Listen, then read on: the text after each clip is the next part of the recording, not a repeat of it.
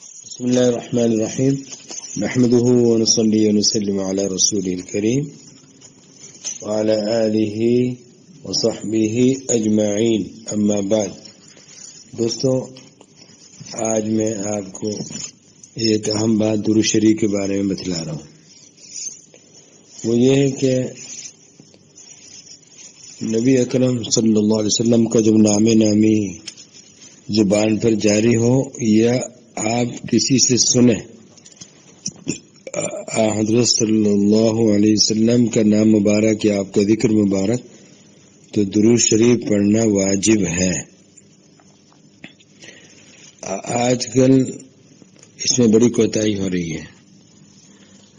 درود شریف پڑھنے میں واعظین مقررین بڑی کوتاہی کرتے ہیں. 1 گھنٹے کی تقریر کر لیتے ہیں, پونا گھنٹے کا بیان کر لیتے ہیں, 1.5 گھنٹے کی بھی تقریر کر لیتے ہیں, لیکن درود شریف پڑھنے میں بخیل بن جاتے ہیں.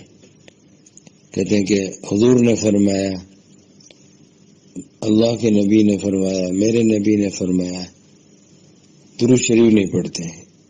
یہ بہت ہی افسوسناک حالت ہے بعض واعظین کے مقررین کی, اور سننے والے بھی کوتاہی کرتے ہیں. سننے والے بھی بعض کوتاہی کرتے ہیں. بعض جو سعادت مند ہیں ان کو تو الحمدللہ ذوق ہے درود شریف کا, ہر مرتبہ صلی اللہ علیہ وسلم کہتے ہیں, لیکن بہت سے لوگ نہیں کہتے. تو یہ لوگ بخیل ہیں. نبی اکرم صلی اللہ علیہ وسلم نے فرمایا, البخیل الذی ذکرت عنده فلم يصلی علی, بخیل وہ ہے جس کے سامنے میرا ذکر کیا جائے بس وہ مجھ پر درود نہ پڑھے. اس کو امام ترمذی نے روایت کیا ہے, وقال حدیث صحیح. ابن حبان اور حاکم ذہبی سب نے اس حدیث کو صحیح قرار دیا ہے. اسی طریقے سے ایک اور حدیث میں فرمایا, یہ پہلی حدیث تو حضرت علی رضی اللہ عنہ اس کے راوی ہیں, اور ایک اور حدیث ہے اس کے راوی حضرت ابو ذر رضی اللہ تعالی عنہ. اس حدیث کو روایت کیا ہے بہت بڑے محدث گزرے ہیں, اسماعیل قاضی. ان کی کتاب ہے فضل الصلاۃ علی النبی صلی اللہ علیہ وسلم. اس میں انہوں نے یہ حدیث ذکر کی ہے, ان ابخل الناس من ذکرت عنده فلم يصلی علی. سب سے بڑا بخیل, بے شک سب سے بڑا بخیل وہ ہے جس کے سامنے میرے ذکر آئے اور وہ مجھ پہ درود نہ پڑے. تو یہ 2 حدیثیں ہو گئی, اور تیسری حدیث ہے حضرت ابو ہریرہ رضی اللہ عنہ کی.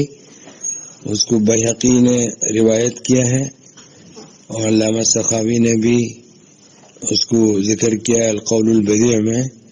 وہ ہے کہ من نسی الصلاۃ علی خطئ بہ طریق الجنہ, جو مجھ پر درود پڑھنا بھول گیا وہ جنت کے راستے سے بھٹک گیا.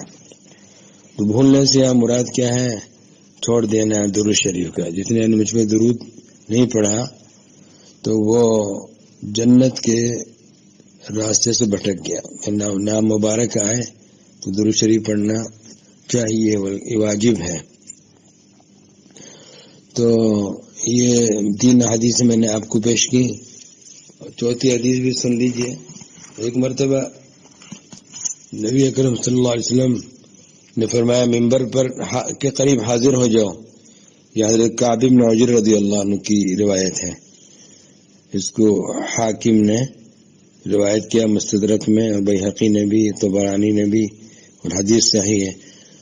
حضرت کعب بن عجرہ رضی اللہ عنہ کہتے ہیں کہ رسول اللہ صلی اللہ علیہ وسلم نے فرمایا کہ ممبر کے پاس حاضر ہو جاؤ. ہم کہتے ہیں ہم حاضر ہو گئے. پہلے سیڑھی پہ چڑھے تو فرمایا آمین, دوسری سیڑھی پہ چڑھے تو فرمایا آمین, تیسری سیڑھی پہ چڑھے تو فرمایا آمین. جب آپ صلی اللہ علیہ وسلم ممبر سے نیچے تشریف لائے تو ہم نے عرض کیا کہ یا رسول اللہ صلی اللہ علیہ وسلم, ہم نے آج آپ سے ایسی بات سنی جو پہلے نہیں سنتے تھے. تو حضرت صلی اللہ علیہ وسلم نے ارشاد فرمایا کہ جبریل علیہ السلام آئے تھے تو انہوں نے کہا بعدا لمن ادرک رمضان فلم یغفر لہ قلت آمین، اللہ کی رحمت سے دور ہو جائے وہ شخص جس کو رمضان ملا، جس نے رمضان کو پایا اور اس کی مغفرت نہیں کی گئی، یعنی وہ کوتاہی کرتا رہا اعمال میں اور اس نے اعمال ادا نہیں کیے جو فرض تھے۔ قلت آمین، میں نے کہا جی آمین۔ دوسرے درجے پہ یعنی دوسری سیڑھی پہ چڑھا تو انہوں نے یہ فرمایا، حضرت جبریل علیہ السلام نے، اللہ کی رحمت سے دوری ہو ایسے شخص کے لیے جس کے سامنے آپ کا ذکر آئے اور وہ آپ پہ درود نہ پڑے، بعدا لمن ذکرت عنده فلم يصلي عليك قلت آمین، تو میں نے آمین کہا۔ جب میں تیسری سیڑھی پہ چڑھا تو انہوں نے کہا کہ جس کے ماں باپ نے جس نے اپنے ماں باپ کو جو ہے اس کے پاس اپنا بڑھاپا یعنی بڑھاپے کو پایا، اس نے اس کا اپنے ماں باپ کے بڑھاپے کو، دونوں کو یا ایک کو، یہ ماں باپ نے اپنا بڑھاپا اس کے پاس پایا یا ان دونوں میں سے کسی ایک نے پایا، ماں باپ میں سے دونوں نے یا کسی نے اس کے اپنے اولاد کے پاس اپنا بڑھاپا پایا، یعنی بڑھاپے کی حالت کو پہنچے، فلم یدخلہ الجنہ، اور انہوں نے اس شخص کو جنت میں داخل نہیں کرا لیا۔ قلت آمین، میں نے کہا آمین۔ یہ حضرت کعب بن عجرہ رضی اللہ عنہ کی حدیث ہے۔ اب 4 حدیث میں نے آپ کو سنا دی اس بارے میں، اس میں یہ تھا تین بد دعائیں ہیں نا، ان میں سے ایک اس کی ہے، ایک کہ نبی اکرم صلی اللہ علیہ وسلم کا ذکر مبارک ہو اور درود نہ پڑھے، وہ یہ ایک اس کے لیے بد دعا کی گئی۔